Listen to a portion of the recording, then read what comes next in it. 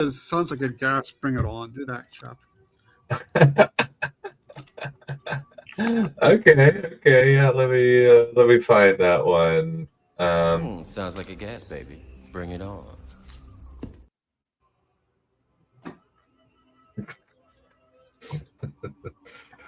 fun fun thing. I'll only have these for tomorrow is when I my subscription ends. Oh, So no clips, and I'm gonna have to be a little bit more careful about my streaming since I quite ran out last last month of my hours. So I was like, all right, so what is this? A free trial then? no, I had to pay for it. No, I had to pay $45 for the month, Oh, okay. and uh, I'm but I was I used up about 6 hours of my thing and 3 hours, so I was like, I can either very I won't have enough to even get through House of the Dragon stuff. So I was like, all right, fine, I'll just do it. And then I just turned off my subscription, Oh, so okay. it's only for a month. So I'm gonna probably after this, I'm gonna record quite a few videos because I've once tomorrow hits, my 20-hour limit starts. Yeah. It's admittedly that's for the rest of the month, but I just want to make sure that I get as much done as I can. So, Fair enough. all right. So, time constraints for anybody. None. Okay. I'm going to lunch in about 20 minutes, or no, maybe more like half an hour. I'm going to lunch. All right. So let's have Valerian go first, then Sia, and then me. We'll just go counterclockwise. Sound good? Yeah. Let me turn this chap down. This music down. All right. I'm in here for the long haul now. There. No. We're not here. Well, you're here for a long time, but not a good time. What are I you didn't talking about? say, look, done. I said I'm in here for the long haul. I didn't imply anything about the quality of that haul. Well, That is entirely on you. That is entirely conjecture on your part, mister. That's the thing. Doesn't everybody say we're not here for a long time, but we're here for a good time? What is? You know, this is going to be clipped, but why not both long and good? Why not both? No comment. So the quote it's from an old. It's actually from a country song a while back. We're not. Like that's the. I ain't here for a long time. I'm here for a good time. So it's just kind of been across creation as kind of just part of just random stuff. So I was like, yeah, why not throw that in? Okay. Yeah, All right. Valerian, art thou prepared? I'm ready. Ish. Prepare your very soul. Good. Are your beauties there to help you get ready? Oh, I forgot about them. I wonder what they're doing in the background. Are they just giving you fellatio or what? No comment. Nice weather we're having. So is it raining white stuff on your floor? I think I better start reading now. I'm sorry. No comment. No comment. Time to move on to less serious things. Let's see. Okay. So back to the Lady Margaret thing. So let's see where we are. Marcaruna's death had come suddenly, without a prolonged illness. That did not make it any the easier for Margaret to bear. Now I needed you more than ever, she silently told her mother during the funeral. Why did you have to leave me now, so suddenly? Oh, pardon me. I grieve with my lady. I'm not very good at doing old women's voice. Varane, her old governess, walked up to Margaret and curtsied. She had long since ceased to be responsible for Margaret's education, or even her sister Adri's, but she retained a position of honor at the castle, taking precedence over all other female and most male servants, and receiving a comfortable pension. She alone among the female servants wore a golden ring. The rest had to content themselves with silver. And Margaret still frequently went to her for advice.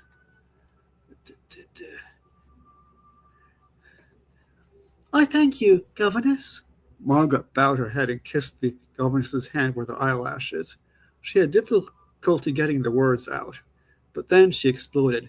There are far too many people. Why does a noble one have to live her entire life in public? Indeed, all Pylamar's vassals, along with representatives of the peasantry, were present at the obsequies. Privilege comes with duties, said Varane. I am sorry, my lady. Having more or less, I hope that was unintelligible, having more or less composed herself, Margaret bowed her head again, and then followed her father and Adri in the cortege that accompanied Markaruna to the Ingra. Margaret watched in a daze as the Blessed One was placed upon the altar in the sanctuary. The Mananja, or ford to beyond, as it was called in Turanian, and anointed with axe from the red candle of Nyaja, the purple candle of Ikri, and the orange candle of Nihandra. In her grief, Margaret scarcely heard the great hymn, Karat, Insan Garawad, and the Waramatic readings. She later dimly remembered hearing the story of Sauron being tempted by Suara with the promise of the resurrection of his parents, but had otherwise no clear recollection of the readings or the sermon. She had probably been weeping again. She tried to dry her tears, as she knew full well that a noble woman ought to maintain better self-control, and above all should pay greater heed to the sacred words. But human weakness could not be wholly denied. At the sacrifice, Margaret placed the Tsennathel flower of Tserthatan and the calendar flowers of Palismu upon her mother's bosom. She was followed by the Count, who gave his dead wife a bouquet of lilies, proteas, and fuchsias, representing mercy, eternity, and glory. Adri added the palm leaves for Ichalamu. Finally, the Yaji and Yajana gave Markaruna branches of the Huncha, a kind of azalea, the Hduru, related to club moss, and the tree horsetail, symbols of Ishtaka, Ru, and Jamarad. The beauty of the flowers somehow made Margaret's sorrow all the greater. Her voice cracked as she joined in the prayer to Sacred Nine that they might receive Markaruna's soul. Wawani Runra Kinwaran Munyu, or something like that. After the sacred waters of the Angara, which some said were the tears of the Godhead, had been sprinkled upon the Blessed One, the congregation recessed to the death lawn, where Markaruna was placed in a barge and rowed to her final resting place on the banks of the river, to the sound of flutes and water drums, instruments Margaret could never again hear without tears. She, Adri, and Pylamar accompanied the deceased on the barge, that they might bid her a final farewell. The days that followed were painful for Margaret and Adri, who wept together many a night after spending their days sewing mourning garments for themselves and their father. They were all the more painful for the Count in that he was expected to be even more stoic in the face of grief than were his daughters, and he had many duties to perform that would not wait, all without being able to shed a single tear in public without violating the strict etiquette of the aristocracy.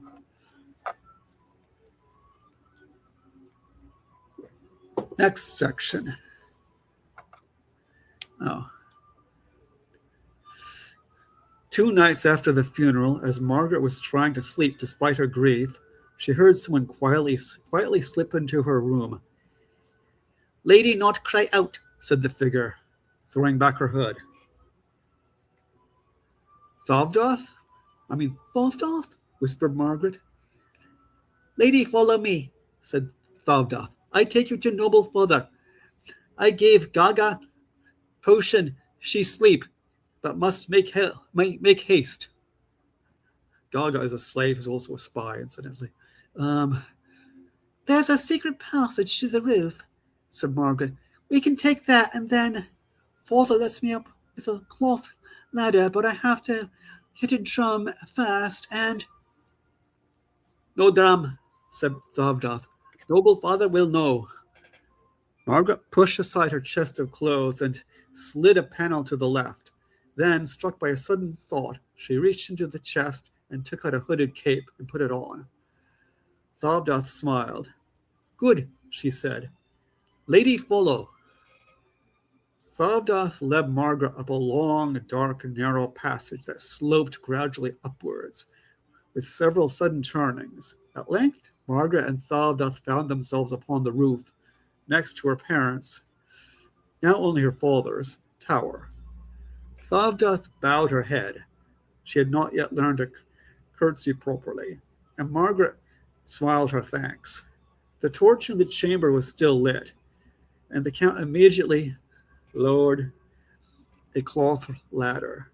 As she climbed in through the window, Margaret noticed that her father looked even more careworn than he had theretofore. He spent much of the ensuing conversation pacing and fiddling with his rosary. "Margaret," said Pilamar, "I must speak to you, and no one besides Thavdoth may know. When I want to talk to you, I shall send a message in code.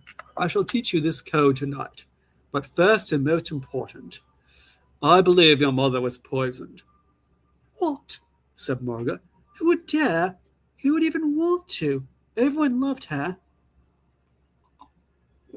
"You remember how sudden this death was?" asked the Count pointedly. "Yes, but—" "She was in perfect health, and then she died," continued Pilamar, "out of a cloudless sky. This was no natural death, I'm sure of it. There was a spy." "Gaga," said Margaret, "but why would she kill Mother?" "Perhaps to please the Emperor," said her father. "I do not know, but this much is certain. We are all in grave danger, more than we were already. Therefore, I am going to allow you to resume your training in arms." "Thank you, father," said Margaret, hugging him, something she seldom durst do after her first decade. "Thank you, thank you." "There are conditions," said the Count after he let her go with one of his sad smiles. You will no longer train with Gunniel. The fact that you were able to bribe him shows that he cannot be trusted. You will be trained with my master at arms, Grant, and you must keep the training a secret from everyone, even me. So far as everyone else is concerned, the prohibition is still in effect, and you and I will deny that any training is taking place." "I will obey."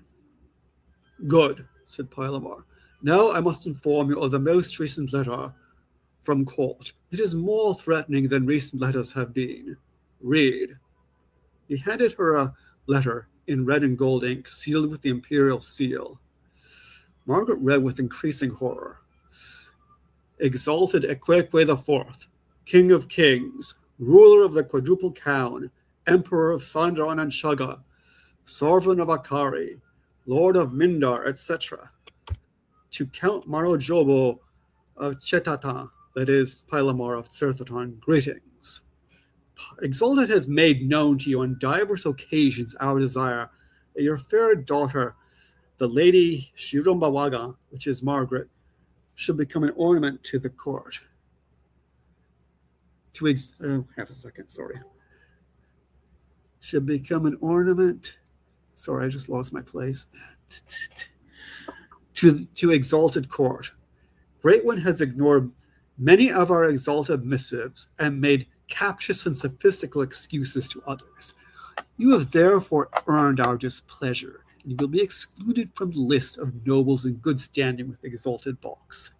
Have a care, lest exalted displeasure extend yet further, for said displeasure can have a most deleterious effect upon both body and soul. Let Great One heed the voices of wisdom and loyalty. Ere exalted displeasure, first class, fall upon your head. Further, exalted notifies you that other dispositions may be found with respect to the lady Shirumbawaga, that is Margaret. Dispositions such as may free her from your paternal grasp and remove all hindrance to exalted desire. For exalted wish is as a command. Exalted will is law, and exalted wrath is death.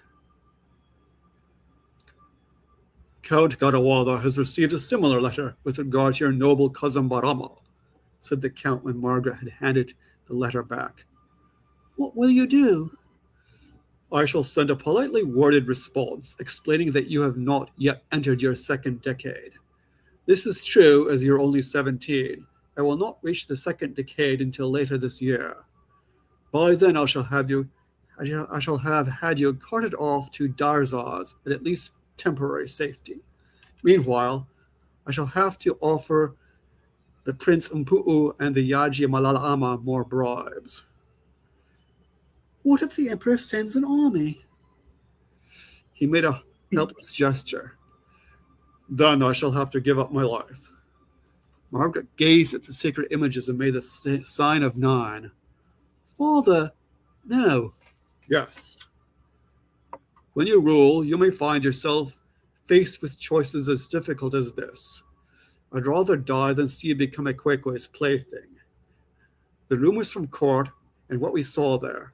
Now, pay careful attention, for I must teach you our code and signals.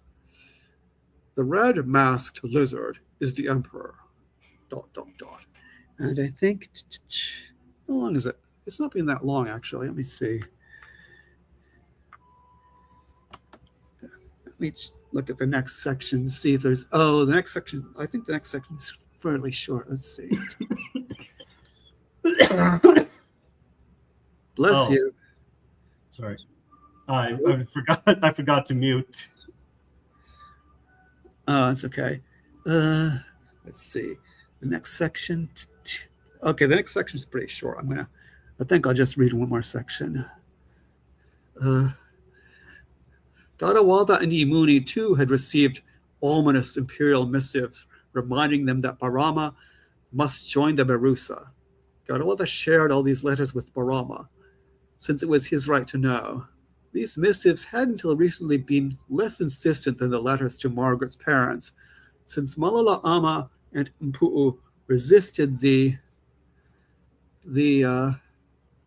recruitment of a boy slightly, very slightly more than a girl, that of a girl's. Pardon me, something jumped into my throat. Not that Ekwekwe was the least bit fussy on that score. Gadawada and Imuni responded first to these epistles by politely begging off in consideration of Barama's age and sex. Like Palamar, Gadawada followed the path of obfuscation, postponement, and encomium. After some months, letters arrived from the Yaji and Umpu'u requesting bribes in return for their aid. Not that bribes were explicitly referred to. That would have been gauche, and Malala Ama and the prince were never gauche. Instead, Malala Ama sent a vaguely worded epistle recommending to them the virtues of generosity and piety, and observing that these virtues would be rewarded in this life and the next, for Sacred Nine will doubtless aid them in their present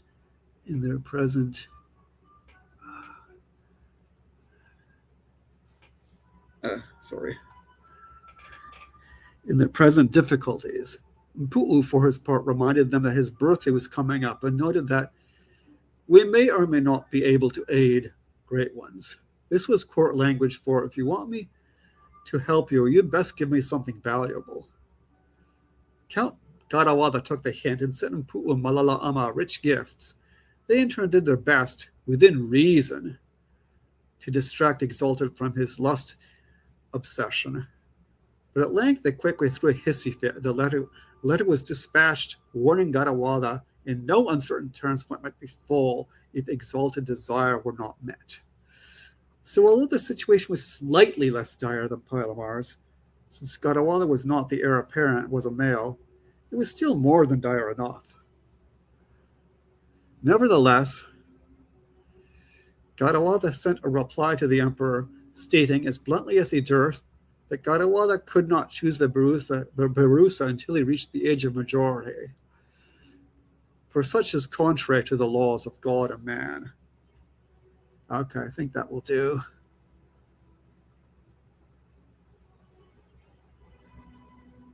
All right. So that's everything. Yeah, that's it for now. Ace. Okay. Good stuff. Dunn, do you want to go first, or do you want me to go first? You can go first. It So- sucked. Come on. Oh, sorry. Come on, man. Carry on, sorry. It didn't suck.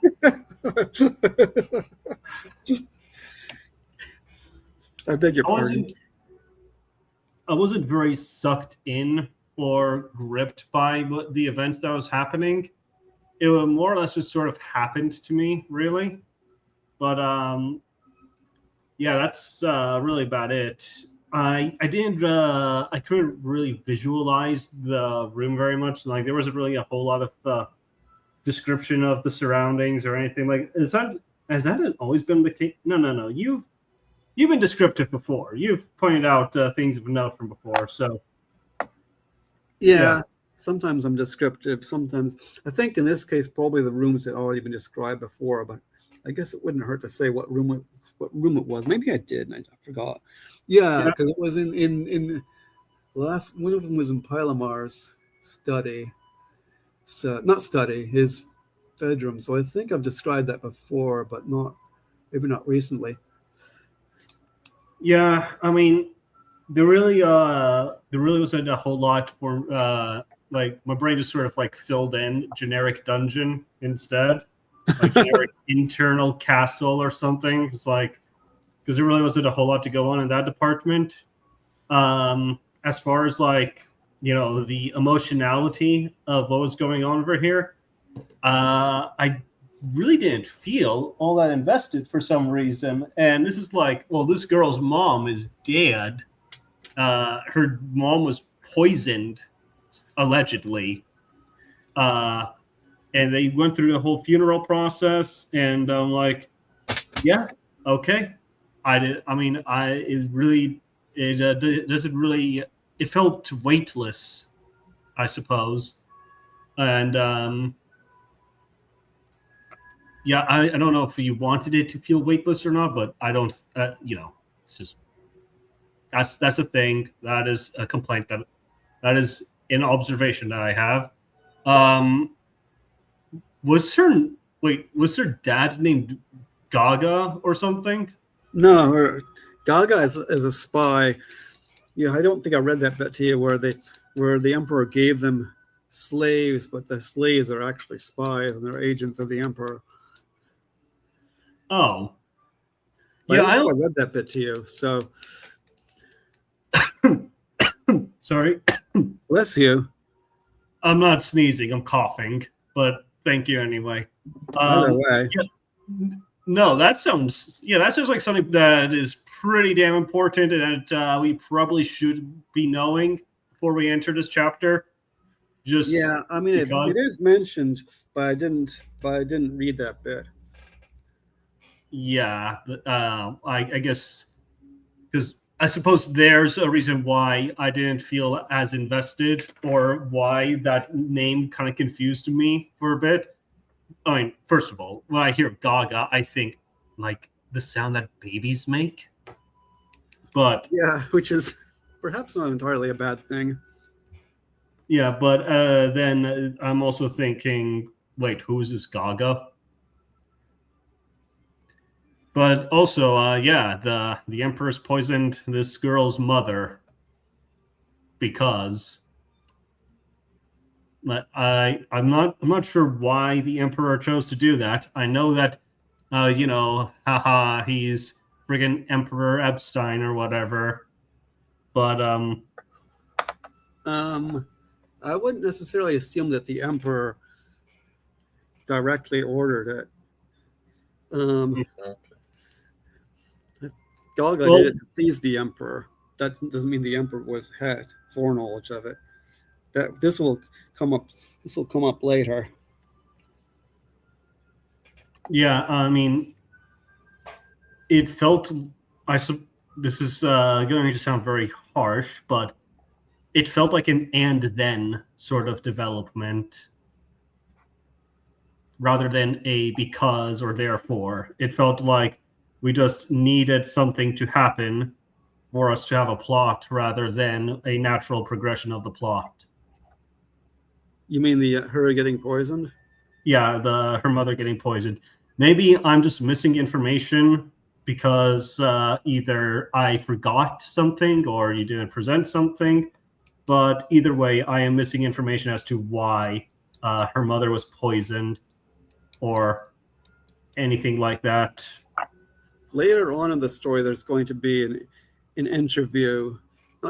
conversation that Gaga is going to have with the Emperor and with some other people, and she is going to be taken to task with him for having poisoned the Emperor. She apparently thought this was a good idea that would please the Emperor, and the Emperor probably be fine with it because that's the kind of guy he is. But Mpu'u was annoyed. The prince is annoyed because it's so stupid. Yeah, so it was basically it was just an unsanctioned action that Miss Gaga over here chose to take, rather than what the Emperor actually explicitly instructed. Yeah. So you can please them. Yeah, so I think you could see where my critique is coming from over here. Yeah, but though of course not everything can be revealed immediately. Oh yeah, no, but at least give the chapter regarding Miss Gaga over here, the audience should at least get the impression that this person is not to be trusted and that this person is shady and would do something incredibly stupid and evil. Well, this is my fault, not for how I wrote it, but because I haven't read. There's bits that I've skipped over, because there's bits in an earlier chapter where we definitely get the impression that she's dodgy. So, but you haven't heard those bits. It's like, where is this coming from? But actually, it's in there. Yeah. Yeah, I think that's a fair counter. Yeah, I mean, hey, if it's over there, then it's over there. But I mean, for our sakes, right now, because we don't have the manuscript in front of us, we didn't know. I didn't know. No. I guess I could have done a recap or something. That would have been helpful. Yeah. Yeah. I mean, last thing I remembered is that they went over to the capital to see the Emperor. Yeah, well, you missed. There was at least one or two that you missed. There's at least one that you missed, maybe a couple that you missed, and also these things are not very frequent because there's always some weird, bizarre thing happening every weekend that makes we don't do it. Yeah. Yeah. Oh well. Yeah. So, yeah. I think it's interesting. I like that there's some ramping up of the stakes, that there's some political stuff going on, and this bit is honestly interesting because it's very new. Did you just barely write this, or what's the deal? No, I wrote this. I wrote this ages ago, but I haven't. I don't know if I read this chapter earlier or not. Did I read this Oh, chapter interesting. before? I don't know. And that's certainly not recently. I mean, no, certainly not recently. Okay. I haven't read anything recently. Well, that's not quite true, but Well, I just mean since you, from what I recall, you started over, like yeah, you've been reading this for a while, and then you start over. That was just my yes, thought process that yeah. you'd added it.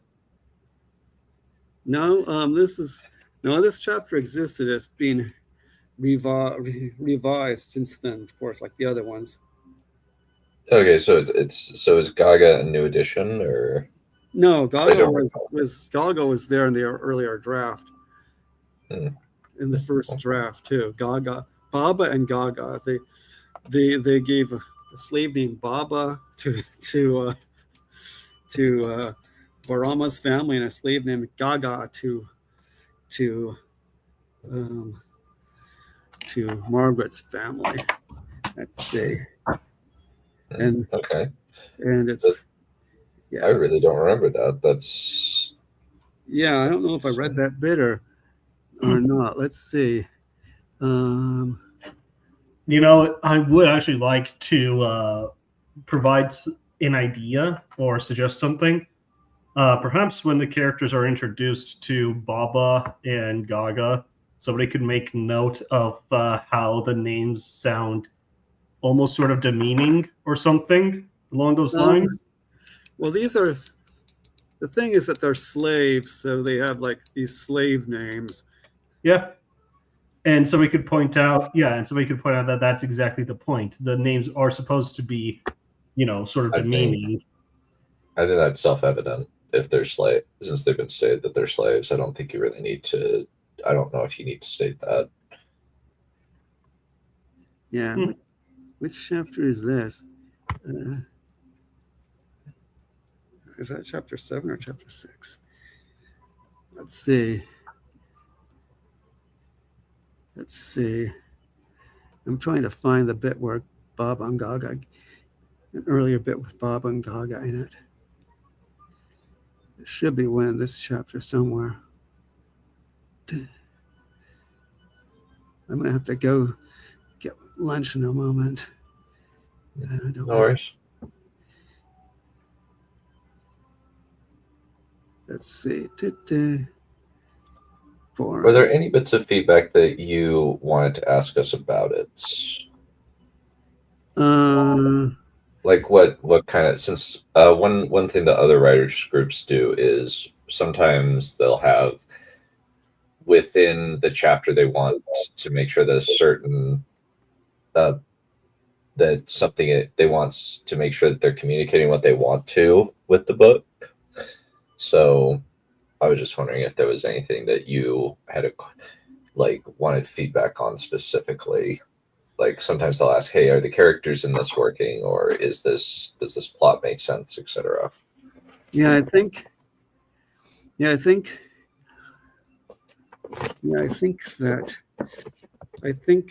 you've answered that. Now here's the bit where the slaves are introduced. It's in chapter 6, I think. Counts. I don't have time to read the whole thing, but here it is.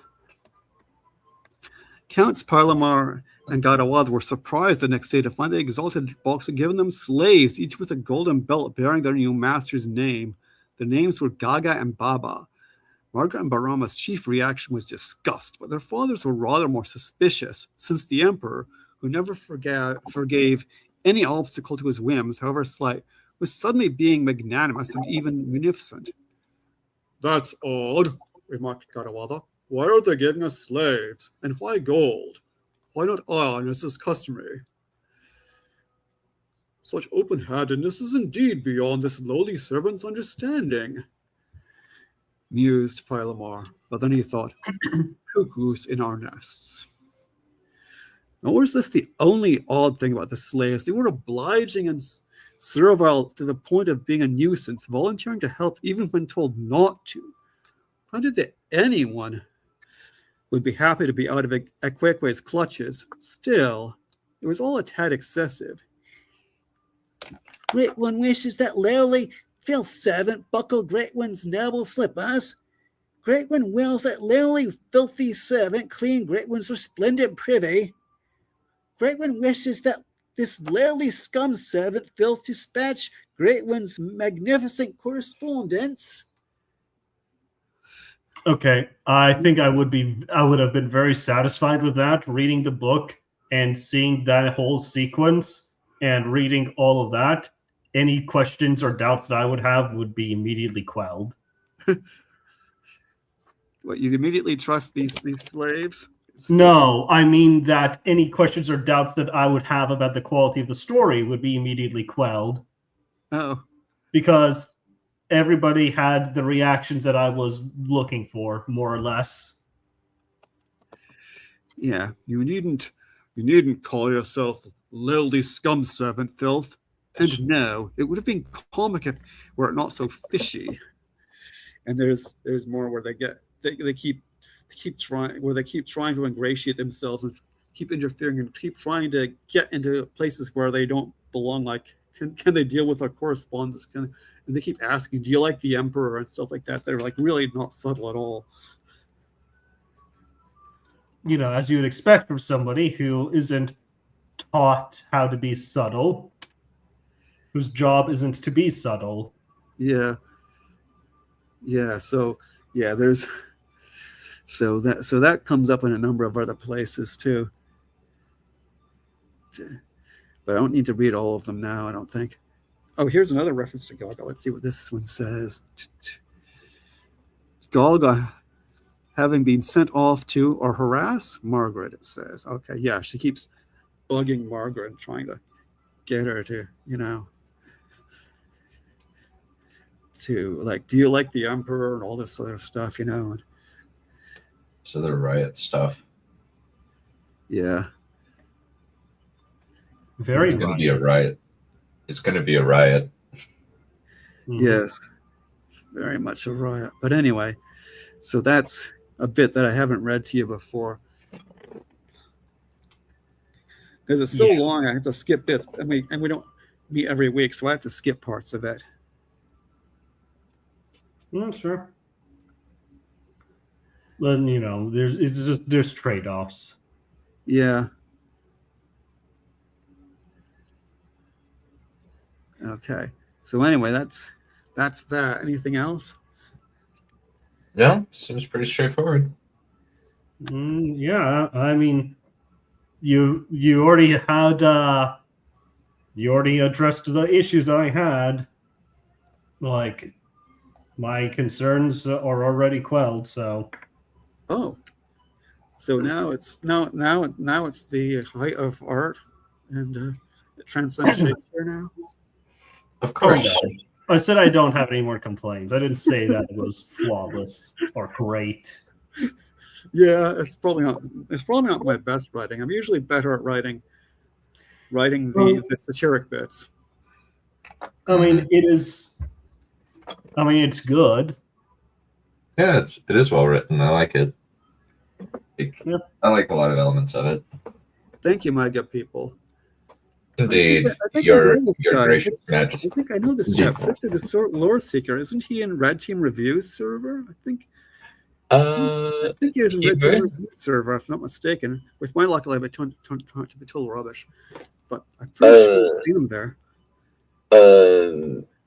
Maybe. I know him from Three-Eyed Theorist. That's where I know him from, and he just stumbled on my videos. Okay, then probably is the same chap. Must be the same chap. Yeah. Mm-hmm. All right. All right. All right, Mr. Whiskers, go for it. Oh, I'm not. I thought. Oh, you said we were going counterclockwise. Yes. Shit, man. I forgot to quit it. Well, that's just lovely. What an indictment on my intelligence that I forgot which way a clock turns. It do be like that sometimes. Yes. Well, maybe it depends on the clock. So, anyway, just so that way everybody's caught up to speed, the premise of this book is that, well, no, the vehicle by which this story is being told is that our protagonist, Valerie, is expositing or explaining some key events in her life to Rosa that led to her murdering her father. The first of these events is a mission that she was sent on before she got her super special superpowers. But she was a part of a team of other women who also had their super special powers. And they were sent to this planet to hunt down an extremely bothersome creature that had been terrorizing the local populace. And before they deployed, they had a full day to prepare before they were sent out to actually hunt down the thing, because the rainfall had delayed the operation by a full 24 hours. So they spend their time going around. We get basically a slice of life and a different POV even for the entire team, while Valerie just sort of seethed the whole way through because they were doing everything but preparing for the mission tomorrow. And she is quite upset about it and is of the opinion that they wasted their time. But by the end of it, all the members of the team had gone back together. They are no longer arguing. They no longer have any issues with each other. They came to an understanding, but there's this issue, this itch in the back of Valerie's head that despite everything, all of this is going to happen again. They're all going to go through the same exact drama as they always go through. And thus the title of that chapter was Bandage. Or rather, that was the title of that particular chapter. Bandage, as in a Band-Aid solution. So I will go ahead and have a little drink of water before moving on to chapter number 5, A Dream of Blood Red Darkness.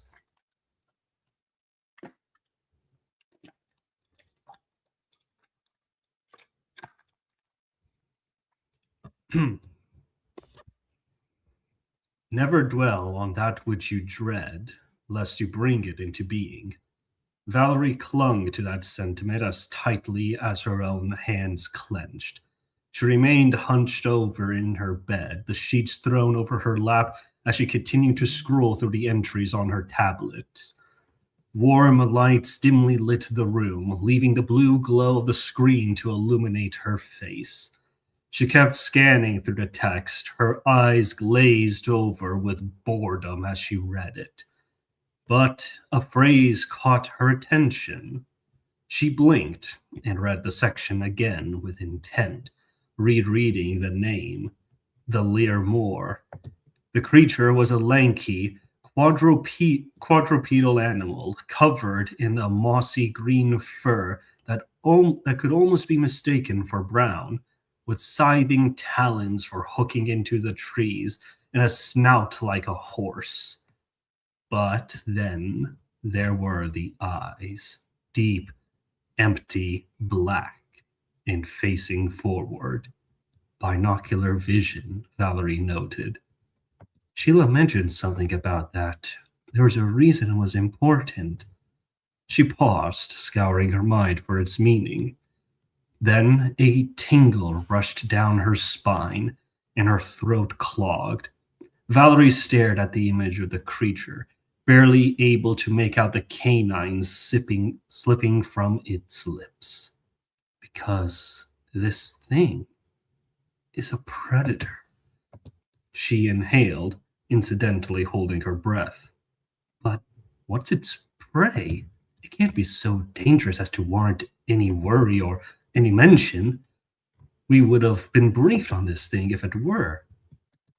Her eyes glanced at the reference photos for its height. She read the measurements to herself, a disturbingly tall 3 meters.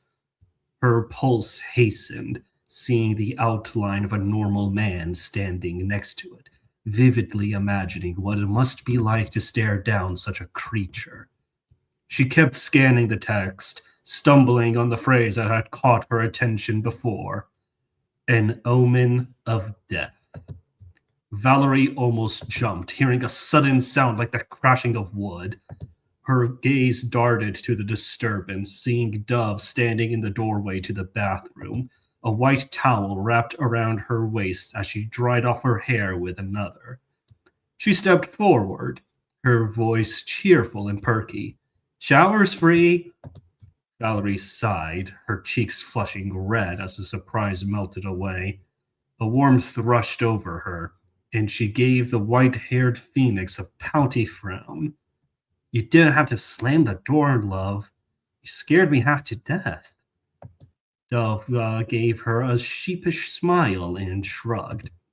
"Sorry, I guess I didn't expect the door to open so easy." Valerie slouched, her eyes wandering from her face and falling squarely on her midsection. The blood rushed in her veins, her heart racing and thudding quickly in her chest. It wasn't until she realized she was sweating that Valerie spoke up. "You're doing that on purpose, aren't you?" Dove raised an eyebrow as she finished drying. "Doing what?" she asked, slipping off the towels and discarding them. Valerie's eyes shot open, stunned by the shameless display. "Distracting me? You're displaying yourself to get me all flustered so I wouldn't be thinking about the mission." Dove kept her devious smirk and slipped in beside Valerie. "Oh, that? Nah, it ain't about the mission. Maybe it's 'cause I like seeing you flustered. Maybe I think it's cute." Valerie groaned and rubbed her eyes. "You think it's cute that I'm distracted?" Dove's smile widened. She giggled, the radiance in her eyes and chest becoming brighter as her tone turned playful. "Yeah, but distracted by me. I like it. I like that you're feeling anything other than being all grumpy or serious. I think it's cute that maybe behind that stony face, there's still a heart." Valerie deflated, her expression souring. "Ah, I suppose." She hung her head, her eyes wandering away. Valerie remained silent for a moment, reflecting on her disposition throughout the deployment. A smile frowned across her face, and she chuckled. "It's a miracle we're still together." Dove placed her hands on her hip, and a confident smile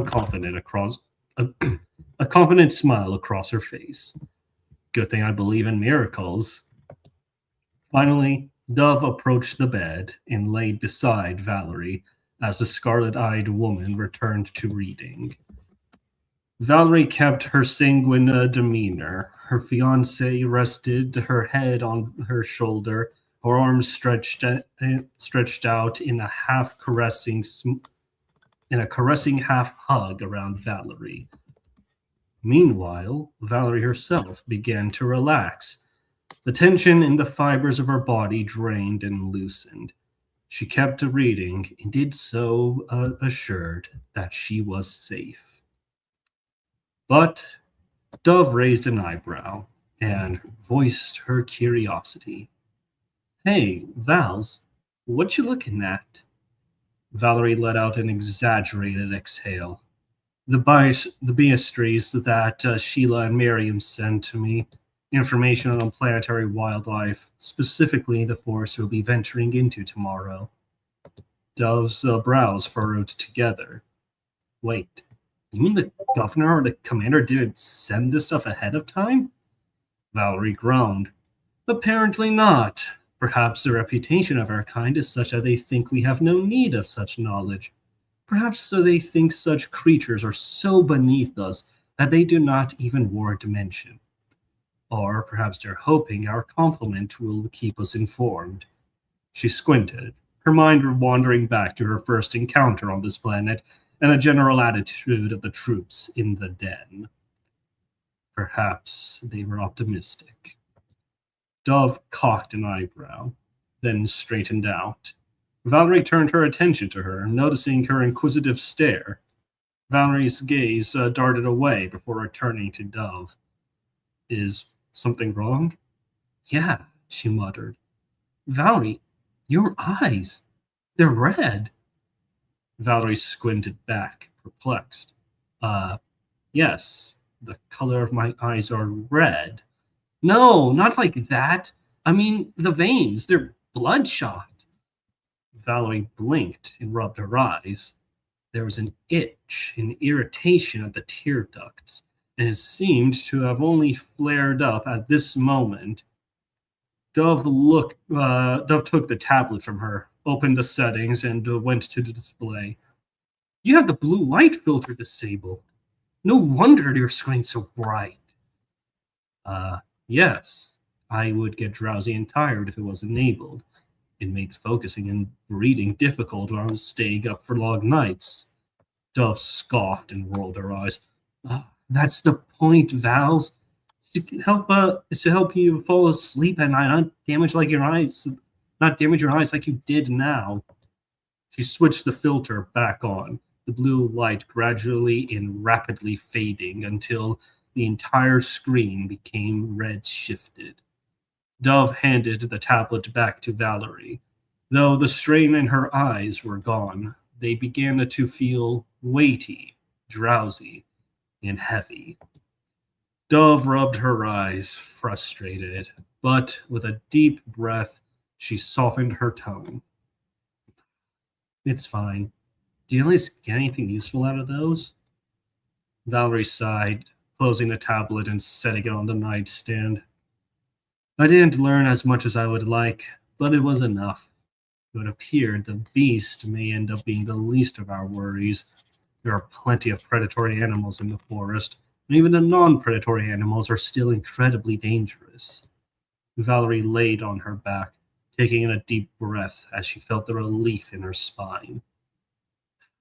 Although, quite annoyingly, the Beastries are just as filled with tall tales and superstitions as they are with facts.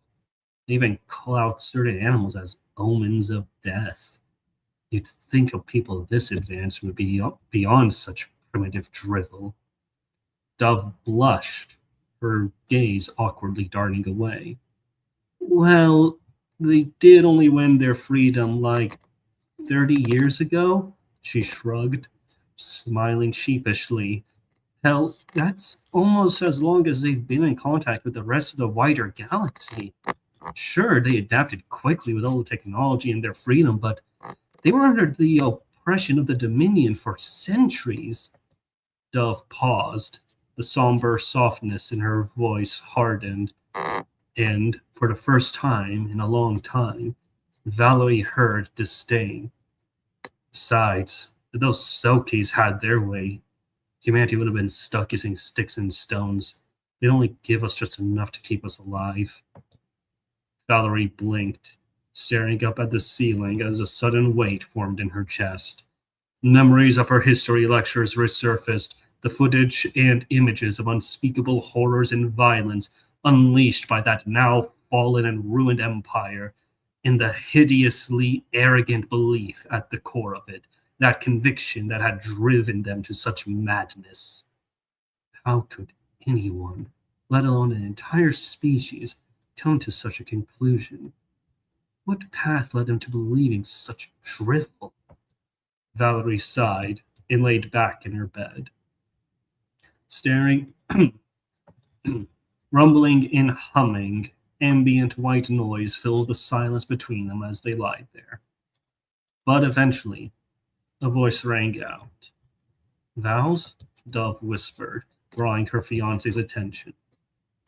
Do you ever get the feeling that what we're doing is wrong? Valerie squinted, then raised an eyebrow. What do you mean? I mean, us, together, on this mission. Me and you, Sunny and Sheila?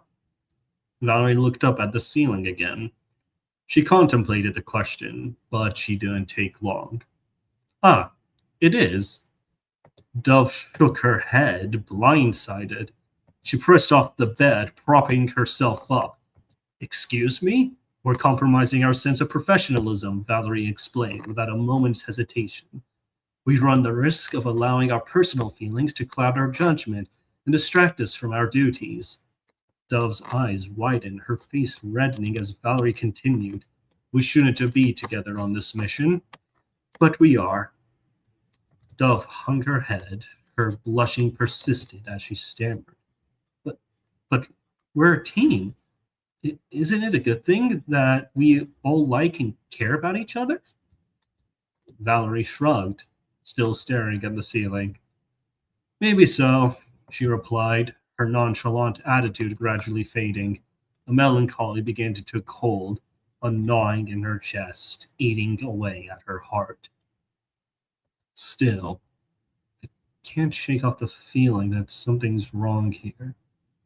With us. Dove pouted, her gaze wandering away. She sighed and lied back in bed. Well, whatever it is, it can't be as bad as you think. I mean, your dad's Hilali, right? And we both know how they feel about same-sex couples, but even then, he still blessed our marriage. Valerie blinked. She saw a blackened sky, a dark metallic platform, the streaks of rain falling from the clouds above, and a silvery figure in the distance, his back turned to her. Her lungs hollowed, yet she felt an odd sense of serenity as she answered. True, but my father's always been different. He's always been distant and cold. Hell, Mama told me she practically had to beg him to have me. Dove nodded, blankly staring as though contemplating something. Then she gave voice to it. What if he's sympathetic? Like, he gets it. Maybe he didn't know, Valerie snapped, shooting the idea down. He's not like us, Dove. He's just... She paused, still seeing that metal man in the rain. Her expression turned blank, her tone somber. Different. I don't know how to describe it, but it's like he's chasing something, trying to fulfill some grand vision that only he sees. All that ambition, he just can't have anyone getting in the way. Dove's eyebrows knitted together, concerned. Not even you? The man peered over his shoulder, looking back at Valerie, as though she couldn't make out the features of his face. That's the thing that's weird about it, she explained. For all his talk of his grand work, he still made time for us, for me. Valerie's eyes wandered down, focusing on the golden gemstone lying on her chest.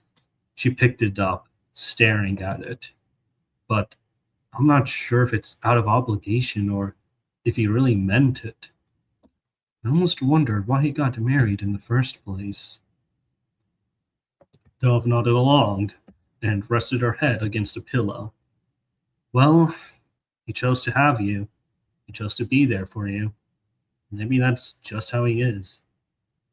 Valerie kept her lips sealed, toying around with a thought just as she did with the gem in her fingers. Dove let out a sigh. But we still gotta be ready for the big day, she said with a warm smile. She pulled up the blanket, wrapping it around herself, and rolled onto her side. Good night, Vals. Valerie paused, staring blankly at the gemstone before slipping it off the necklace. Night, love, she replied, setting the Sanguithist gift on the nightstand and shutting off the lights. I'm going to go in and stop over there for now. Yeah, I think that the interpersonal dialogue is actually very, very good. Well, thank you. Yeah, that whole thing took so goddamn long for me to solidify, and I still feel like I'm not solidifying it. How so? I still feel like that some of the dialogue is a bit clunky in places. and a Yeah. bit weird. Like It is a little bit clunky. I think that you could probably tighten up the dialogue. Yeah. Yeah. There's. I think that you probably don't need to do a lot of as you know. Yep. It's probably better if you just make it part of the banter or a joke. Can I ask what came off as you know? The whole bit about the not liking same-sex couples deal. Oh, well, I mean, that was leading into Dove speculating that Valerie's dad is secretly gay or that he's closeted. That was supposed to be the implication over there. I did not get that. Whoops.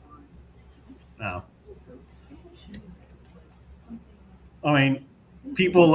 I've been around enough times and heard enough gay jokes thrown my way that whenever I hear somebody suggest that you're sympathetic in reference to that, my brain just makes the connection.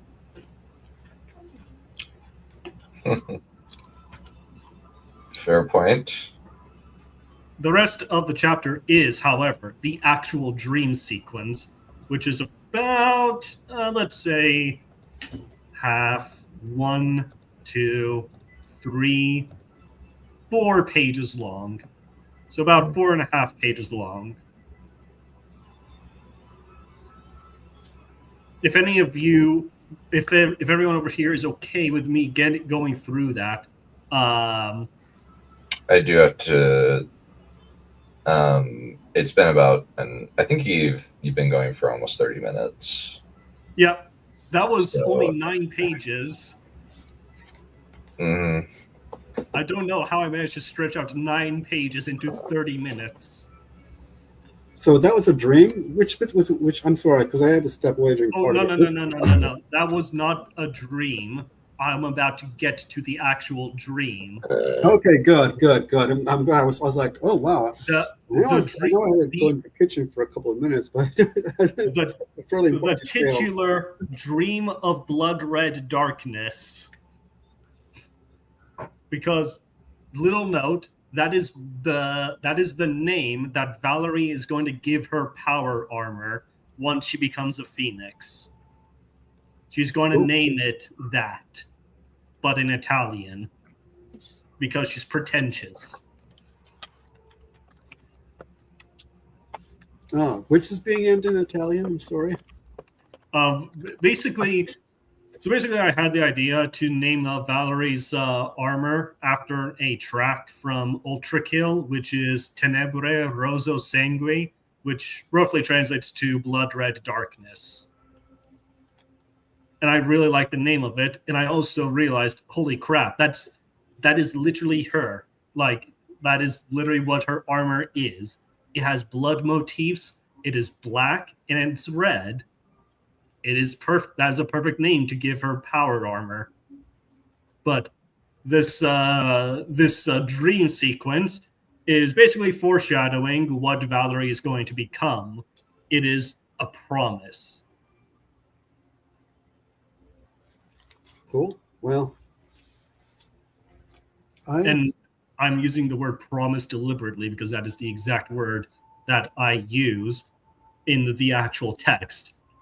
The text is Valerie is seeing something and she realizes that what she's seeing is a promise. But what it is, what exactly it means, is going to be very different. It's going to take on a whole new meaning as we go forward with everything.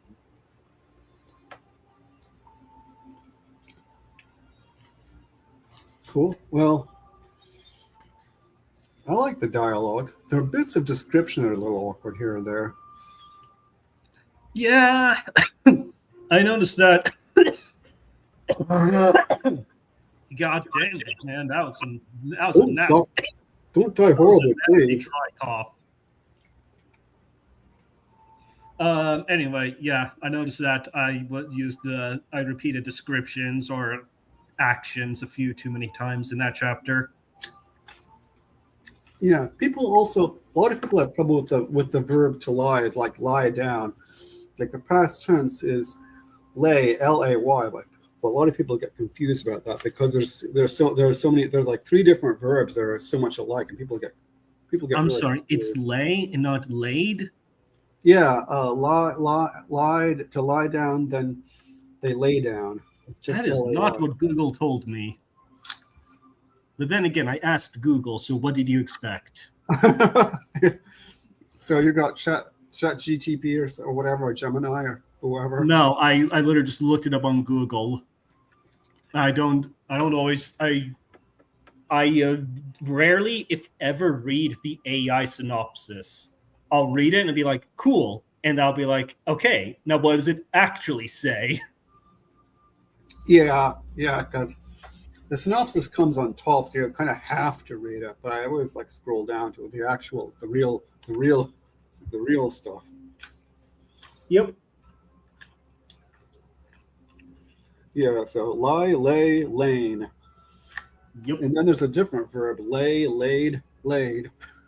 And then there's another verb to tell a lie, lied, lied. So there's 3 different verbs. People get confused. Yeah, let's not confuse me any more than we already have. So as a natural progression of everything that I've laid out for all of you, what do we think about how this chapter fits into the story? I actually have kind of forgotten about most of the story, and I wasn't sure how this fit in. Gottverdammt. Probably just it's been so long, but Well, I mean, you know, the VODs are all there, everyone. I mean, I can always just go and post the Google Docs.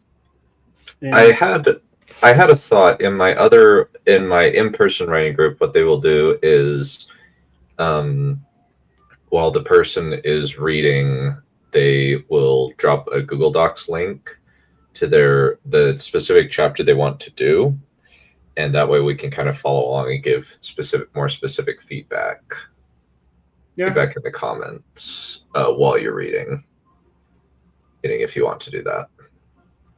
Yeah, I guess we could just start doing that from now on. But All right, we can start doing that from now on. so what's the history bit about the Dominion and all that stuff?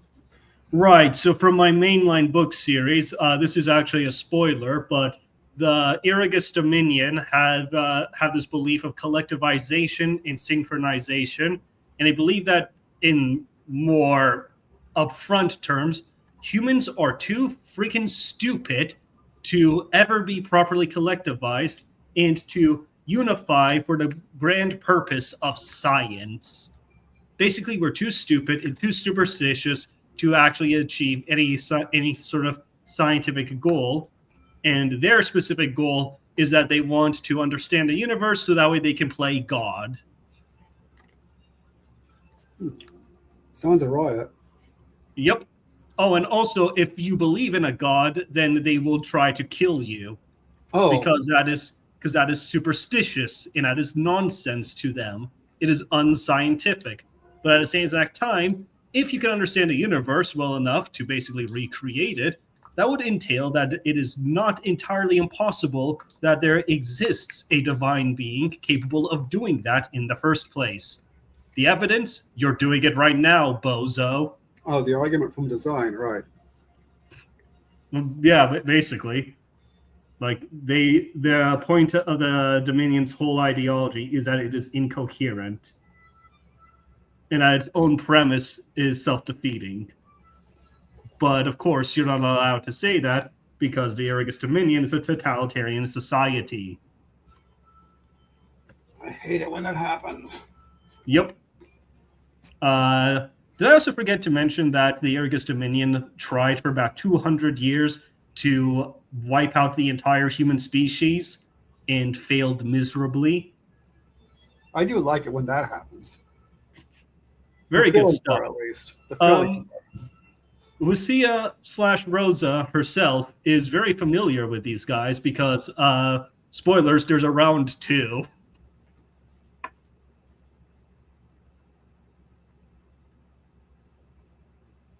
But yeah, that is basically what that missing history is. Cool.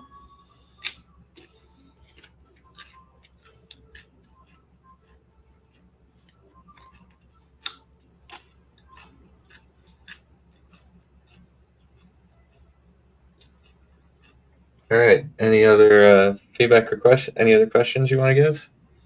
Well, I guess like in terms of like characterization, like what's everyone's thoughts about it? Like the dialogue, for example. I think I did a good enough job making it so that way if I read the dialogue without saying who's speaking, you get an idea as to who is talking just based on the way that they speak.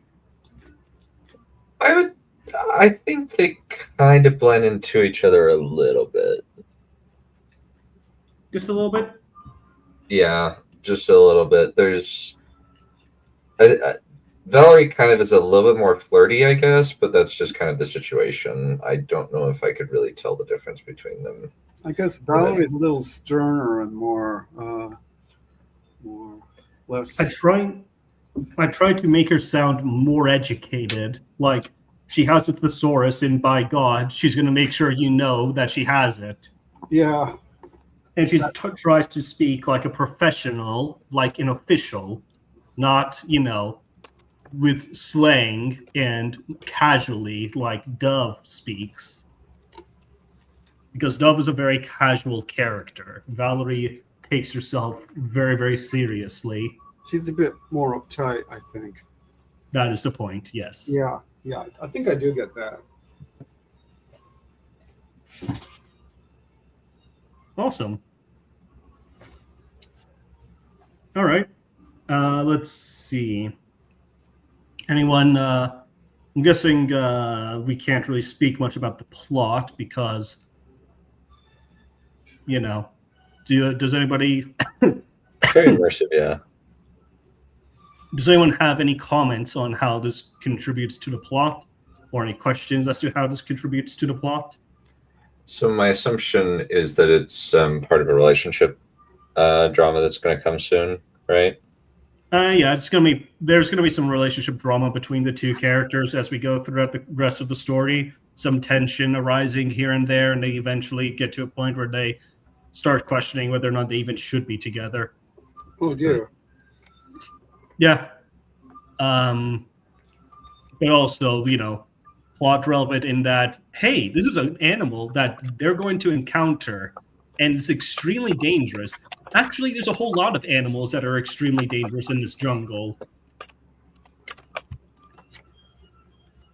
And I figured this was just a not so clever way of doing that, or at least an emergent way of doing that, since Valerie would be looking through this information and trying to figure out what the situation is like. And since she's basically the only character taking all of this seriously, she's obviously going to be the perfect vehicle to introduce that information. Are the other characters younger than she is? Yes, actually. Oh, that explains a lot. She's the oldest member of her team, and she's currently the oldest a Phoenix has ever gotten without being reborn.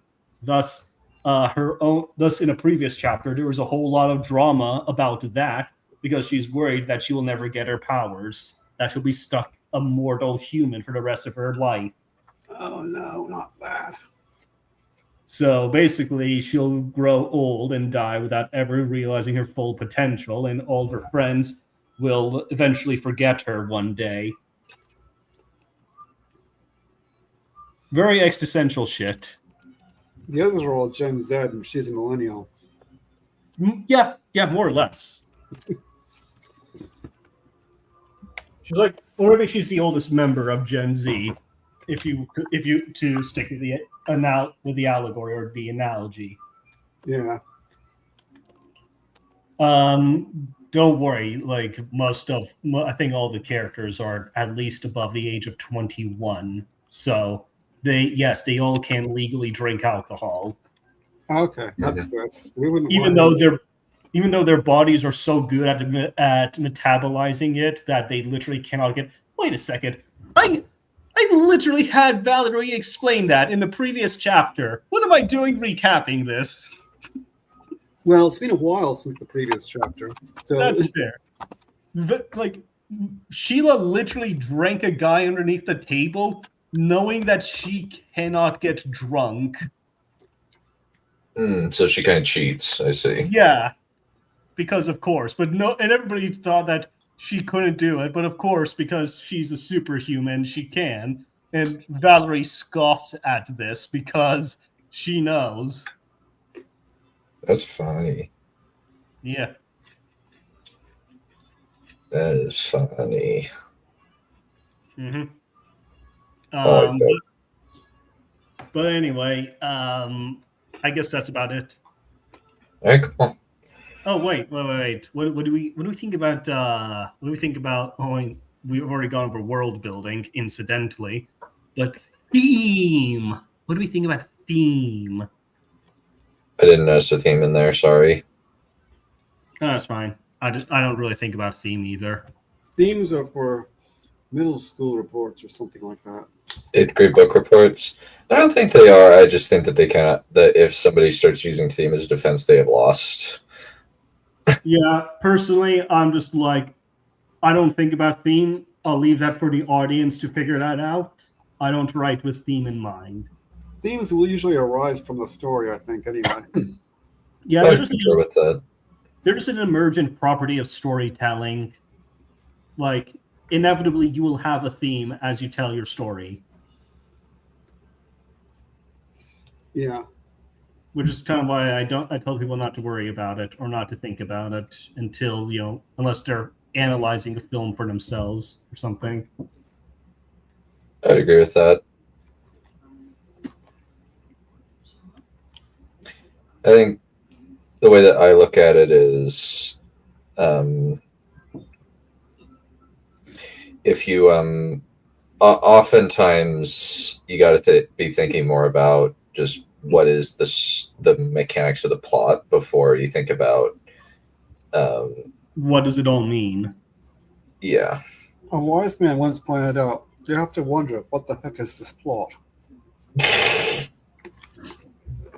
Yeah, good old Mr. Benioff.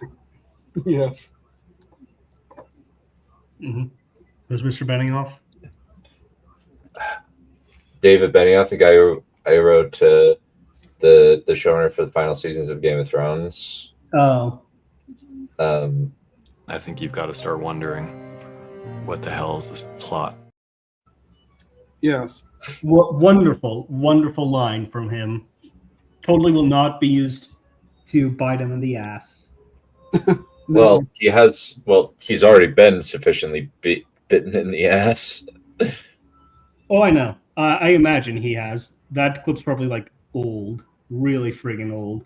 So, yeah. It's from 2016. Like I said, it was probably really old. So that line that he stupidly uttered back then has been biting him in the ass for 10 years. Well, the line that's really destroyed him is Danny kind of forgot about the Iron Fleet. And Yeah. And yet, he doesn't say Danny. He like assumes it. He's like, while Danny has kind of forgot about the Iron Fleet, they haven't forgot about her. So it's not even like he's not even stating it. He's like assuming it as in a subordinate. It's in a subordinate clause. Something that amuses me. yeah, While Danny kind of forgot about the Iron Fleet and Euron's forces, they certainly haven't forgotten about her. Yeah. This reminds me that there's a silent film version of House of the Dragon. It's like 7 minutes long. I haven't finished listening to it yet, but when I finish, I'm gonna have to post it to the Discord because it's pretty amusing. And the worst of it is that bits of it actually make more sense than the real show did. Shit. Well, yeah. Alrighty, so we're going to be not doing a fantasy book. We're doing Mormons in Space book. Yeah, this will be I forgot fun. about the Mormons in space. Yeah, or at least, Shenanigans! yeah, kind of. Basically, so I kind of got into this. So I came up with this story, but after playing a bit of Dawn of War, and a bit of Space Marine 1, As you do. and I was like, you know what? I kind of want to read a book using this premise. Since and I was like, okay, let's only I can just use my LDS proselyting mission as the as some of the outline, as well as some of the history of my mission previous to me showing up, since it actually has an interesting story of it started up in 2013 and was the mission startup. It was basically basically they took 2 missions and split them into 3, since it was originally the Missouri Independence mission and the Colorado Springs mission, and both have kind of abutted each other. So what they did was they took chunks of land from both of those missions and just created a new one, just because there was a lot of work that needed to be done in that area, and they had a new influx of missionaries into that area. And the new mission president, President Bell, he had to merge these 2 cultures, where one is kind of disobedient, doesn't really follow the rules, a little bit lazy, kind of hang out missionaries, not actually doing work. And the other one was a super uptight bunch of stick up their asses prats. And he had to mix them together. That was kind of that's a generalization of what they were. There's definitely people on both sides who are not like that.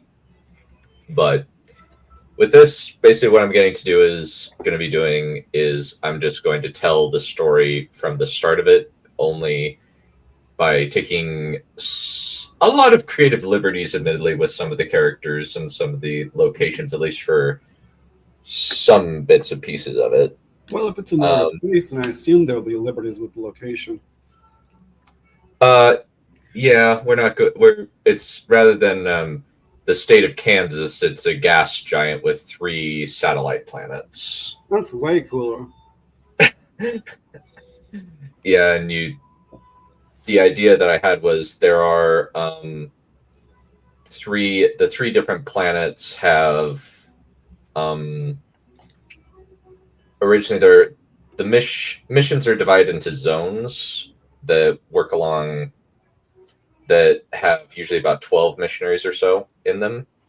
And so and usually there's about 3 pairs to a district, 2 to 3 pairs in a district, missionary pairs in a district, and about 6 pairs to a zone.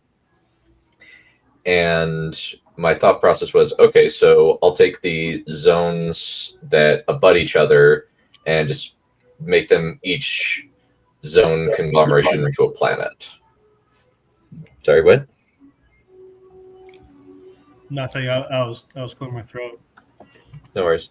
But that's kind of the setup, and this is kind of the thought process that I went into it. Kind of originally, I've actually written like kind of all over the place, really. And I need to stitch some scenes that I've written way further down the timeline into this.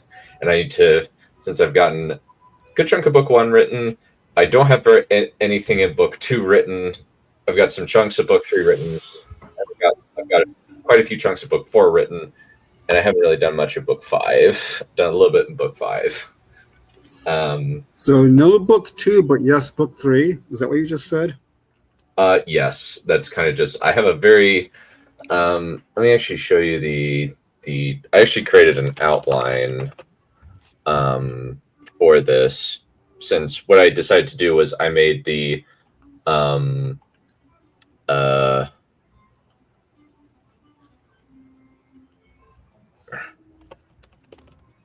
timeline. What's the timeline? So what I did was I took the mission's old newsletters and took all of the numbers for baptism numbers across the mission, and used that to extrapolate how the mission is doing battle-wise. And that allows me to construct a rough plan. So And first they it's a night. beat people in battle and then they baptize them. No, I basically, so how it is it's going to be there. Maybe some of them might, but most of the time it's just death, just So victories basically, in battle. so you've explained this premise to me before, and I thought it was a pretty cool idea. So my understanding is that you're basically just taking all this data and information, and you're basically transforming it into like a space crusade, Pretty much, yeah. which is pretty damn cool if you ask me. Yeah. Yeah. Crusades aren't cool though; they're very cringe. But fictional, however, it's very different. Yeah. But yeah, well, functionally, basically, it's that there are demons and demon worshiper apostates that have separated themselves after not liking the fact that they lost power in the government, and now they're trying to get Bro, it I back. already said I was in. You don't need to sell me on the premise. Well, I'm not trying to pitch it. I'm just trying to give some ideas. But yeah, I also, another thing that I did was I took the newsletters and took a look at, okay, who are the people that are showing up at this time piece and point in the timeline, and what, and kind of where a bunch of people are, so I can kind of use character work and stuff like that, and kind of have an idea of where everybody is. Mm-hmm. Neato. Do they have cool names like Nephi and Moroni and whatnot? Probably a couple of them do, but mostly they go by their last names. Oh, yeah. Last time, since I was just Elder Dunn or Sis Elder Dunn. My dad, my mom, when she went to Finland, was Sister Bird. Since that's my mom's maiden name. It's also, but yeah, this is kind of the data I accumulated, put in a few bits, pieces of, okay, this is where I want it. This is where we are in the timeline, and then just kind of went from there. And it kind of gets really, really long. So I had to decrease the font size in order to make it so that it fit. And by the way, this is just for the first couple of books. I don't know if I'll keep expanding this, where each month is a book or something. I don't know. I'm not sure yet. Well, Might depend on the book. yeah. We'll have to see. I know I've got some ideas for where it's going to go, but I'll just share my screen here. So if you want to follow along, you can. All right. So, Chapter 1, The Crucible. The Edgetown Prison Center loomed over the webwork of curved, unconnected peaks surrounded it. The gas giant Calaveras loomed in the distance, casting a strange red light over the curves of the blade-like rock formation circling the prison's blood-soaked and skull-ornamented walls. Checkpoints riddled the walls, guards patrolling the battlements with guns and other weapons in hand. There were even even one or two lesser demons prowling around sections of the fortifications. Deep in the bowels of the prison center, two young men with biomech implants running down their spines, ends and limbs waited in a dank cell. One of them was shuddering on the ground, and the other was trying to do his best to try and get his companion to eat something. Aaron tried to eat the food that Kessler was trying to feed him, but his mouth was too dry. Was so dry that he couldn't swallow. It'll be okay, kid. Kessler helped Aaron take a sip, even holding his nose to make getting it down easier. We gotta keep up our strength if we're gonna get out. Absently, Aaron's hand went into where his last few opponents had cut chunks out of him, then did his best to swallow the slop. It tasted awful, but it would have all the nutrient that he needed in order to keep up his strength. Their jailers needed them alive, for now. Once they didn't need the two prisoners, then Aaron would really have to worry. The door started sliding open and Aaron flinched, but as usual, Kessler stood up and helped Aaron to his feet. They have to see us stand every time, Kessler told him after their first session with the torturers. However, each time, Kessler seemed to be letting his tiredness show more and more, this time by leaning his back against the wall as if it were the only thing keeping him up. I'm impressed that you're able to stand up. Their captor, an apostate commander named Malthus, walked in, flanked by a pair of hulking warriors with crowns of thorns around their helmets and bloody rams' heads with the same crown painted on their shoulders. Especially considering how rigorously you Apostolicus fought yesterday. You're not going to see us on our knees, Malthus. Kessler adjusts himself against the wall, giving the impression that standing up took all of his strength. Aaron felt the same, and he couldn't disguise just how tired he was, how scared he was of being forced to fight in the gladiator pits alone. Malthus sighed. Well, since you've been rather difficult to break, you have been rather difficult to break, but I believe that I have devised a method to finally break you boys. Casually, he motions to Aaron. Take him and put him through a gauntlet of opponents until he cracks, or it's brutalized enough to allow us to welcome one of our friends through the rift. Aaron closed his eyes, then resigned himself to be led away. Kessler looked like he wanted to stop the apostates, but the guards pointed their guns at him.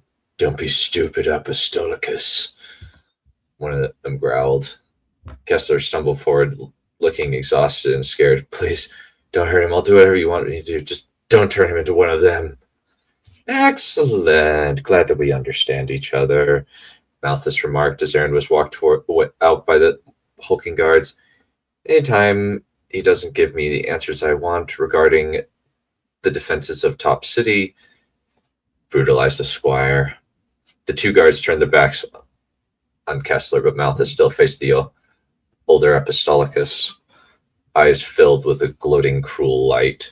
Before he could say anything more, Kessler pulled out a brick that he chiseled out of the wall and slammed it into Malthus's face. Surprised, Malthus only had enough time to squeak before Kessler caved in his skull with the rock and charged the guards, grabbing the body and using it as a shield. The guards only had time to shift before Kessler pulled Malthus's knife and shoved it into the back of a guard's neck, then pushed the other one into the wall with the Inquisitor's body pressed against him. For a moment, Aaron was in shock. They talked about this escape, but he was a deer in headlights now that it was actually happening. Lord, all help, please! Kessler grunted as he held the struggling guard in place. Snapping out of his daze, Aaron grabbed the fallen guard's power sword, pointed at the struggling guard's face, and drove it through his eye. With a splat, the material-sundering blade went right through the eye socket and exploded out the back, leaving a small splatter of blood across Aaron's face. Kessler grimaced and dropped the body so he could rub his ears. I hate not having a helmet. Aaron looked down at the body, the shock coming back again. Kessler noticed his slack expression and put his hand on Aaron's shoulder. Come on, kid. Let's go. We just need to get a bit further and we're going to be homeward bound. Without another word, he bent down and started pulling off the armor pieces from one of the dead guards. Swallowing, Aaron leaned out and mimicked his friend. Once they were suited and booted, Aaron and Kessler hefted their guns and dragged the bodies in the cell. We'll have a bit before they realized it was fake, Aaron said as he closed the door. Not necessarily, Kessler tapped on the communicator in his helmet. The 2 Apostolicus are dead. They attempted to escape, including Inquisitor Malthus, so we were forced to put them down. Send a detail for the bodies. Understood. Sending a burial detail. The voice from the other side came through loud and clear. Holy crap, Aaron breathed out. You almost gave me a heart attack. Just think ahead, Kessler tapped on the side of his head. Since their heads are gone, they won't be able to ID them. Aaron nodded, then glanced toward the rows of cell blocks going up into either side as far as he could see. How are we going to get everyone out? He asked. We're the only ones getting out, Kessler said flatly. We've got thousands of prisoners here. We're not able to get everyone out, so we'll come back later with more forces.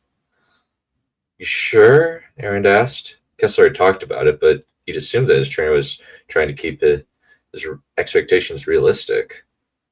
We were so close. Dead serious, Kessler nodded. We're not going to be able to get these people to safety. If we try a general prison riot, they'll kill a good chunk of them, making our escape pointless. Okay. Aaron felt awful as he glanced toward the other cells in the block, wondering how many were inside the cells. Kessler glanced around, then frowned. I wonder where they're keeping our weapons, he remarked, clenching and unclenching his fists. Aaron wondered the same. When the enemy had taken him prisoner, they stripped them of their weapons and armor, both of which were significantly higher quality than their current gear. You thinking your sword is in the armory somewhere, or do you think someone's walking around with it? Aaron asked as they made their way through the halls. Not with its DNA coding. Unless someone kills me, that sword is a dull hunk of metal, Kessler remarked, pulling up the schematic on his gauntlet. Turn left here. The armory is down to the right, 4 doors down. Aaron swallowed and looked around warily, fear curdling inside him. Scars burned, but there was nothing that could be done about that for now. His stomach was churning from lack of food. Maybe they could grab some stuff from the mess hall before they escaped. Grimacing and rubbing his belly, Aaron followed his trainer through the halls. I can hear your stomach rumbling from here, Kessler remarked, putting his hand on Aaron's shoulder. We'll get a nice juicy burger for you when we get back, with all the fixings. Aaron's mouth watered at the thought of a juicy burger with extra cheese and ketchup and mustard. That sounds so good. He swallowed, trying to focus on the objective at hand. And we'll call that good for today. Yep, that seems pretty good. Nice, thank you. Whoa, I didn't know Mormons were so violent. Yikes. I thought they just sang annoying songs and stuff. Damn. No, you gotta take that? You gotta take that shit from him? Well, we were involved in the Mountain Meadows massacre, and there we fought against the Missouri militia about a couple 100 years ago when they put out an extermination order on us. Oh, okay. It matters not for creed, belief, religion, or ideology. Humans will always be humans. Yeah. Though it's funny, we're one of 3 groups that has had a government approved or a legislatively passed kill order placed on. The others being the Jews and the Native Americans. Yikes. Yikes, indeed. I'm sorry. The United States of America put out a kill order on the Yahud. On the Mormons? No, the Jewish. Well, I'm just talking in like history as far as ethnic groups, specific ethnic groups, like the Nazis with the Jews, a guild order. There was a whole thing with the Native Americans where basically if you killed a Mormon, it was seen as no different than the slaughter of cattle. Damn. That's Yeah, there rough. was there was a whole extermination order in Missouri, and it wasn't repealed until I think Last year. I was thinking the late 1800s, early 1900s, but that works too. That is it's pretty disturbing. Yeah, it was A little. yeah. Oh, it was formally rescinded in 1976. It was passed in So- 1838. It was must be stated the Mormons were enemies who must be exterminated or driven from the state if necessary for the public peace. Which state was that? Missouri, you said? Damn. Yeah, Missouri. Yeah, there was it was a whole thing, and I thought it was rescinded quite a bit earlier, but it hadn't been really in practice, obviously, but Yeah, probably they just kind of forgot about it, so to speak. yeah, and so that they only about 50 years ago did they rescind it after it had been in place for 140, almost 140. They just didn't get it. They just didn't got around to it yet. Clearly. Well, shit. That's Yeah, history's dark at points. So who the are past is a foreign killing, country. Sorry, what? Who is killing whom? I'm sorry. So Mormons the killing apostates, or what? Or was it the other way around? so it was so basically what is happening is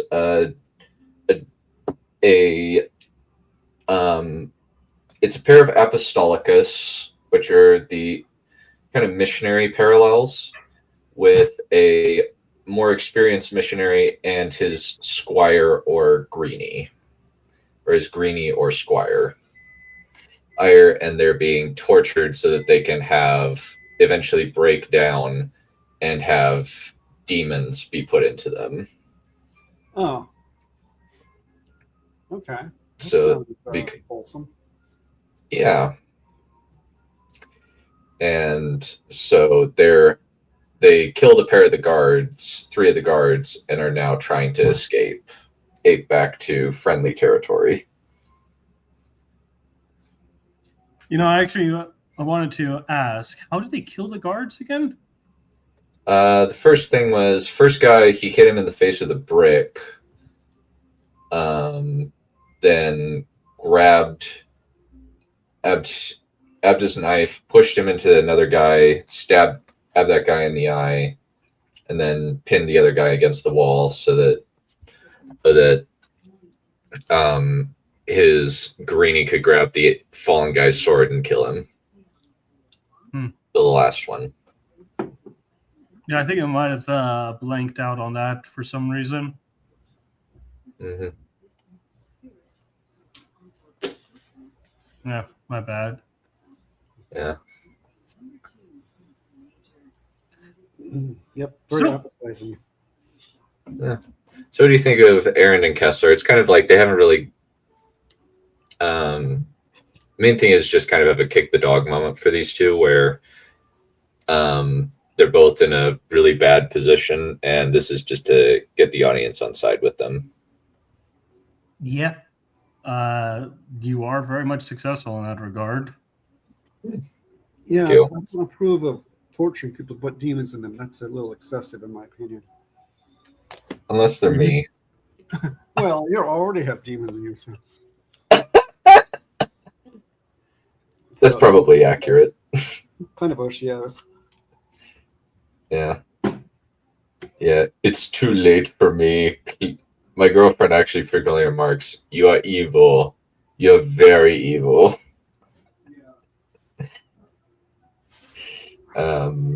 Since she is extremely ticklish, and I'll tickle her fairly frequently. just to kind of mess with her. Nice. Any other thoughts and feedback about this chapter? I'd have to take a closer look at it in order to actually provide a more thorough synopsis, but it looks good. It passes the snuff test, and it is quite interesting already. You succeeded in getting me invested in these guys escaping, and you did in fact succeed in making me think, wow, these bastards are horrifically evil. Indeed. Good. Okay. More models. So, I'm not really sure where this is happening apart from outer space, but I assume it says that somewhere. I did put it in that they are in a place called the Edgetown Prison, and it's kind of in a strange, basically like the fort. It's basically built into like a rock formation in a desert palette. Is this In on a the kind of a or somewhere else? what? This is on. I did put in the little bit here that I did put in the gas giant Calaveras. Okay, fair enough. So, just to kind of give a setting to kind of give you almost an intro shot. Reference, yeah. So that way we know where all this is happening. Yeah, and I just put it in the start. Sorry. And this is just somewhere generically in space. We don't have a specific. It's not like in the Delta Quadrant, blah blah blah blah blah, or anything like that. Yeah, no, I specifically said that it's like there's going to get that it's a prison up in the distance is a big gas giant, and that has a different name. That's actually I was just like, hey, what can I use for like a K name? Because I wanted to name it the the KWM, since Kansas Wichita Mission, because I feel like, yeah, that's cool. And so I was like, Calaveras Wichita, or well, KWC in this case for Calaveras Wichita Crusade. And kind of just rather than mission, it's a crusade. And like they kind of think of it in terms of a full crusade, eight or something like that, or a full legion or legions and stuff like that. Zone instead of legions and stuff like that. Is Calaveras a reference to Mark Twain? No, actually, I didn't know that he had a Calaveras thing. I just kind of made up the word. Yeah, Calaveras, the celebrated jumping frog of Calaveras County, his first story. Oh, I did not know that. Yeah, Calaveras. So that's Calaveras County, celebrated jumping frog. Huh. I did not know that. You learn something new every day. Yeah. Indeed. As we all must, including the composition of sausages. That's I'm eating right now, so maybe not. I'm not eating a sausage, but still. Valerian, would you like some sausage? Valerian, would you like some sausages? Bleep, bleep, bleep, bleep, bleep, bleep, bleep, bleep. Yeah. My rage blasteth forth like a thunderbolt from hell. Probably yes. All right. Well, I think we'll call it good for today. Thank you all for coming. I'm glad that we are able to do this. I honestly don't know what we're going to be doing until Rings of Power comes out. Okay, that's not for a while. That's not till November. Yeah, maybe there's something else on it. Maybe there's something else on PBS. Maybe we could work on making some more material to present, or at least I can. Yeah, There's a thought. Awesome. How so? Like brainstorming or what? Like having No, a sprinting group? actually putting my nose to the grinder and getting stuff done. What are you going to get stuff for? Or me? No, I mean, like, that's what I could be doing. Are you being obtuse on purpose right now? No, you said you're going to get stuff done. So my assumption is, what stuff are you going to get? I'm going to be making some stuff.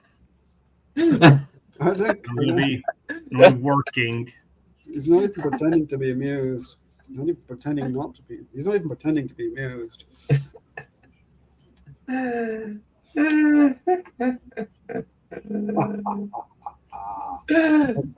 No, I sorry, I laugh at my own wit. It's a folly of mine, or at least the reaction my comments cause. Mm-hmm. Ooh. Well, and anyway, I'm just gonna keep working on stuff until then, because Yeah. I still have more chapters I need to write. I still need to write more material. Mm. So Maybe I'll start doing. I'd be interested to have Balerian kind of weigh in on the theories that I've written, and for the three-eyed theorist, maybe perhaps, I suppose you He's could a- have an outdoor commentary sometime. or maybe I could subject you guys to the world of Netflix reality TV. no, What, you don't want to watch Too Hot to Handle with a bunch of smoking hot babes who want to have sex, but now they're sexually frustrated because as they're this little As- cone shape. as entertaining and amusing as that might be, no. We'll probably have to call it. We're probably going to have to. What's the expression? Beg off. That's the expression. We're probably going to have to beg off. Fair enough. Fair enough. All right. Well, we'll figure out something to do in the meantime until our Rings of Power comes out. Though I'm going to be interested to figure out what we're going to do because they're releasing 4, 2, and 2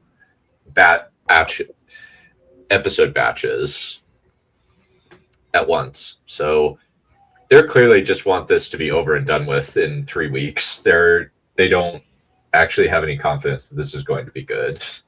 So they're not going to stretch it out over a few weeks. Probably wise. Honestly, why would they have any confidence in this product? Like, nobody's watching it. Yeah, the Nielsen ratings for the viewership ratings for this episode are almost as bad as Wheel of Time. And That's Most- a big oof right there. yeah. Yeah, it was the minutes it was the day for it actually underperformed. Season 1 underperformed, and then season 2 lost even more, lost half of the underperforming audience. Damn. So they're doing a soft reboot, whatever. Reboot. Reboot Gilliman. Rowboat girly man. Hmm. All right. Well, we'll call it good for today. Thank you all for coming. Figure out what to do tomorrow. I'll have to figure out what to do tomorrow, Arl. I think I might just be doing a lot of recording tomorrow since I gotta make use of my unlimited recording and streaming hours. Then I can just release these release a few throughout the week. You can the next bit. So, ready? Well, we will see you guys later. Bye. Bye. Have a riot. Laters.